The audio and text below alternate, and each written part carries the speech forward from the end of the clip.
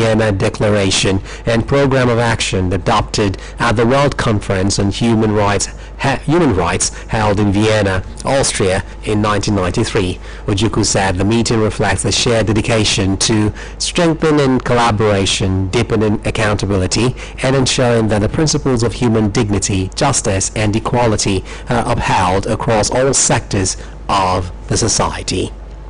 Stakeholders have identified tackling the liquidity crisis in power generation, sustaining rehabilitation projects, strengthening electricity transmission, and ensuring efficient power distribution as key priorities for the new Minister of Power.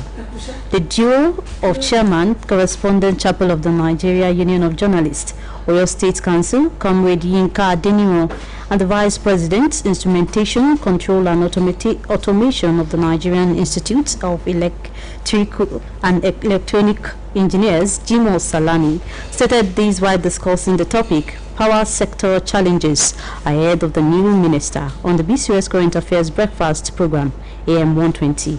Our reporter, Fidora Afolaboye, monitored the program and now reports. As Nigerians continue to grapple with unstable electricity supply, stakeholders are calling on the new Minister of Power to urgently address persistent challenges in the sector, including poor transmission infrastructure, inadequate power generation, and inefficiencies in electricity distribution, which continue to hinder economic growth and national development. Speaking on BCOS AM 120, the chairman of the Correspondents Chapel of the Nigerian Union of Journalists, Oyo State Council, Comrade Yinka Adeniro, described the current state of electricity supply in the country as unsatisfactory. He acknowledged that the sector witnessed some level of improvement during the early years of the immediate past minister's administration, but noted that the gains were not sustained as the industry later relapsed into familiar challenges. Comrade Adeniro urged the new minister to take time to understudy the sector and understand the root causes of its problem, stressing that meaningful reforms would require strategic planning and consistency rather than quick fixes. I think what the new minister needs to do is just take your time, understand what the issue is. When you look at political reasons, you just want to make a statement. You want to show that you are in charge. You want to show that, you can do it. And you do some abracadabra, than just so that people can say, oh yes, we are there. It may not last. Give it to anybody that has served in that position. I know what they go through to some extent. Ask them, people who have served in that capacity, they will tell you even to a large extent they cannot sleep, they cannot think. Because when you think, oh, you have gotten it right in this state, in this region, there is another issue in this region. When you look at it that you are not getting it right here, you have a lot of interest to deal with. Is it from the GenCos? Is it from the DISCOs? Is it from the Transcos? Is it from those that are generating it? You have a lot of gaps. So what I think the new minister needs to do is sit down, identify the gaps. We're not looking for immediate quick gains. Also contributing, the Vice President, Instrumentation, Control and Automation of the Nigerian Institute of Electrical and Electronic Engineers, Engineer Jimo Salami, expressed cautious optimism over the appointment of the new minister. He, however, observed that successive ministers had made several promises that were never fully implemented. Engineer Salami maintained that achieving lasting reforms in the power sector would require strong political will, discipline, and commitment, stressing that electricity supply should be treated as a national development issue rather than a political matter.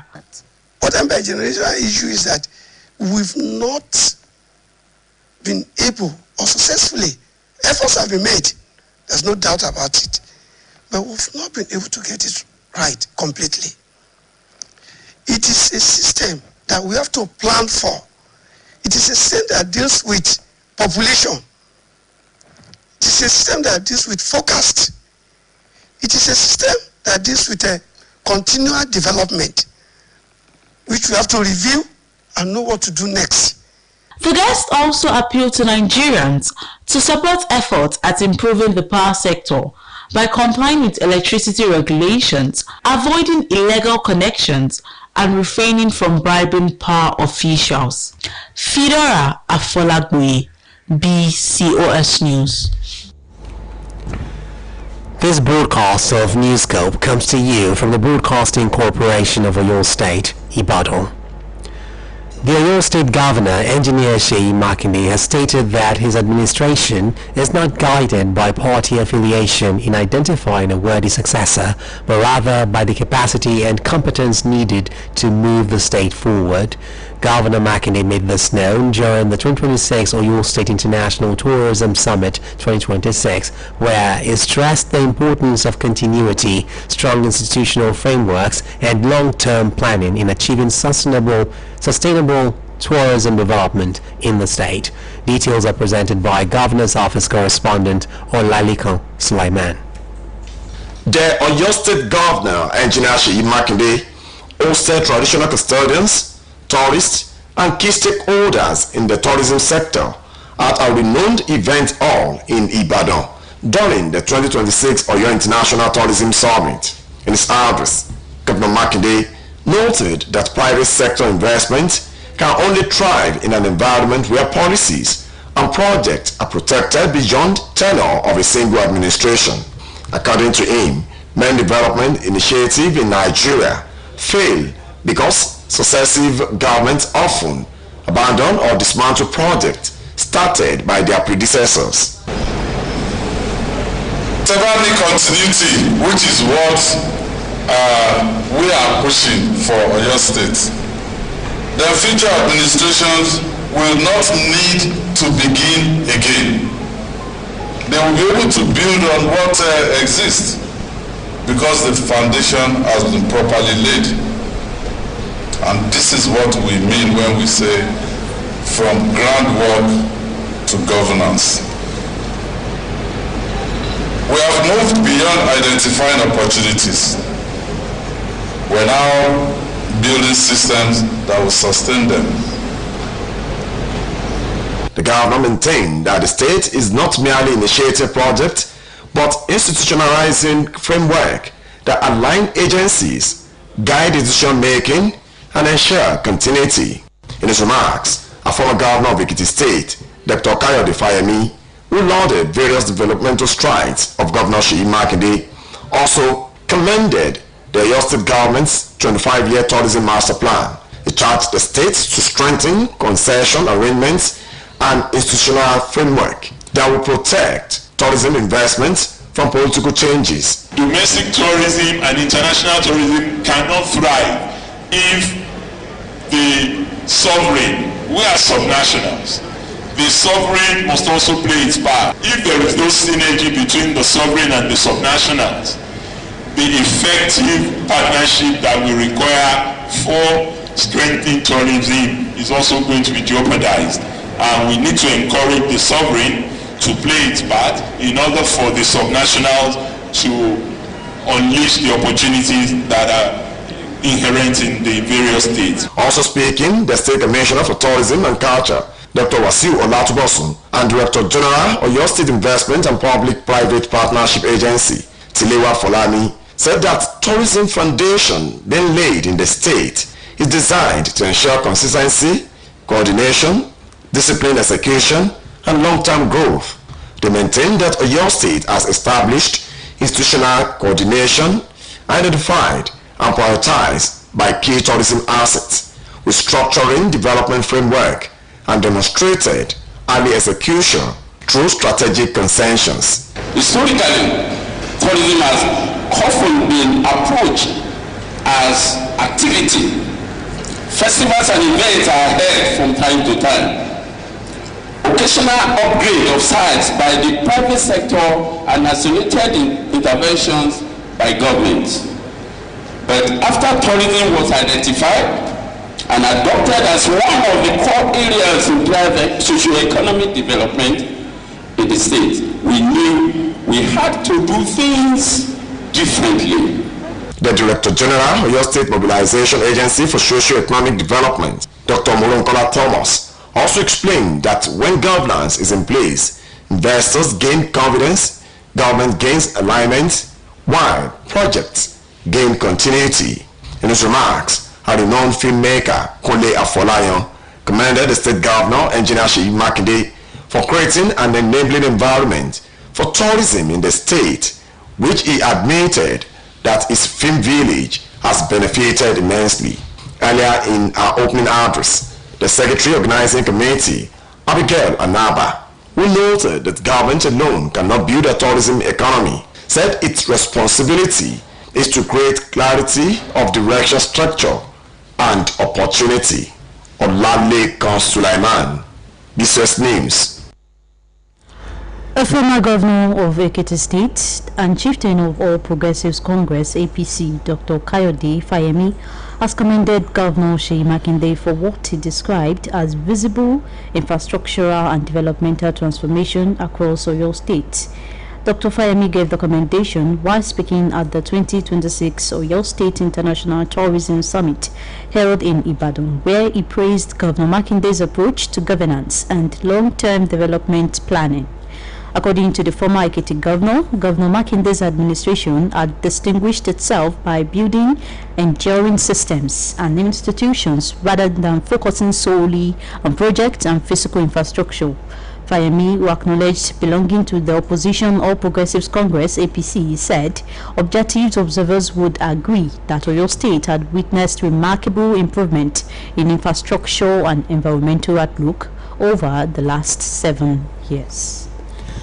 The 70th birthday celebration of the chairman of Oyo State Civil Service Commission and Baale of Lakoto Saji community, Alhaji Kamoru Abiodun Aderibigbe, attracted political leaders, traditional title holders, and technocrats, associates, family members, and admirers to Ibadan, where dignitaries paid glowing tribute to his decades of public service, humility, and community leadership. At the colorful event, Governor Seyi Makinde, in a tribute presented by his personal assistant Alhaji Hakeem Aziz, recalled that Alhaji Aderibigbe taught him during his primary school days and helped shape his values and character through integrity, patience, and humility. The governor noted that the celebrant's legacy is reflected in the countless lives he has impacted through education, mentorship, and public service. The state deputy governor, Barrister Bayo Lawal, commended Alhaji Aderibigbe for promoting discipline, transparency, and professionalism within the state civil service. Similarly, the Secretary to the State Government, Professor Musibaba Batunde, and the Oyo State Head of Service, Mrs. Olubumi, described the celebrant as a dedicated administrator whose contributions to education, labor relations, and community development have earned him respect across the state. Chairman of the occasion and Aremayigu of Ibadan Land, Chief Bayo Yero, described Alhaji Aderibigbe as a pillar of society and a man of unquestionable integrity who has positively impacted lives at the grassroots. Also paying tribute, the chairman of the Broadcasting Corporation of Oyo State, Chief Mrs. Dotun Olaito, the chairman of the Oyo State Primary Healthcare Board, Honorable Abiodun Awoleye, and the chairman Local Government Staff Pension Board, Honorable Hakeem Ige, described the celebrant as a rare breed whose style of leadership and human relations stand him out among his contemporaries. In appreciation, Alhaji Kamoru Aderibigbe thanked Governor Seyi Makinde for giving him the opportunity to contribute to the development of Oyo State through his appointment as chairman of the Civil Service Commission. The event featured prayers, goodwill messages, cutting of the birthday cake, entertainment, and reunions among family members, friends, associates, and former students. And in the foreign scene, 3 Israeli drone strikes on cars on a major highway linking Beirut to southern Lebanon have killed at least 8 people, including 2 children, Lebanon's Ministry of Health reported. Foreign desk editor Folashade Akintola compiled the story and others as presented by Khadija Lawal. A photograph of the bombed cars shared by Lebanon's national news agency following the attacks today in Jia area, some 20 kilometers south of the Lebanese capital, showed the vehicles severely damaged, their exteriors charred and torn apart. Lebanon and Israel are expected to hold a new round of direct negotiations in Washington on Thursday, brokered by the United States. Hezbollah, which has been launching attacks on northern Israel and on Israeli troops who have entered and occupied a section of the southern Lebanon, says it opposes the negotiations in the U.S. This morning, the Israeli military issued forced displacement orders for the residents of Maiz Eldal, Yanu, Bot Shemali, Hula, Delb and Abbasiyeh, warning that it will soon act against these 6 southern Lebanese villages forcefully. Anyone who remains endangers their life, the military said, warning residents to move at least 1,000 meters away to open areas. Meanwhile, 9 people have been killed and at least 28 injured in the latest Russian drone attacks across Ukraine, local officials have said. They said the worst hit was the central Dnipropetrovsk region, where 8 people were killed and 11 injured throughout Tuesday. 1 casualty was reported in the eastern Donetsk region. Overall, 14 regions were attacked. This morning, To end this edition of Newscope, here again are the top stories. The federal government has unveiled plans to officially launch a nationwide digital switchover DSO platform on the 17th of June, promising free access to over 100 channels, improved picture quality, wider content distribution, and real-time audience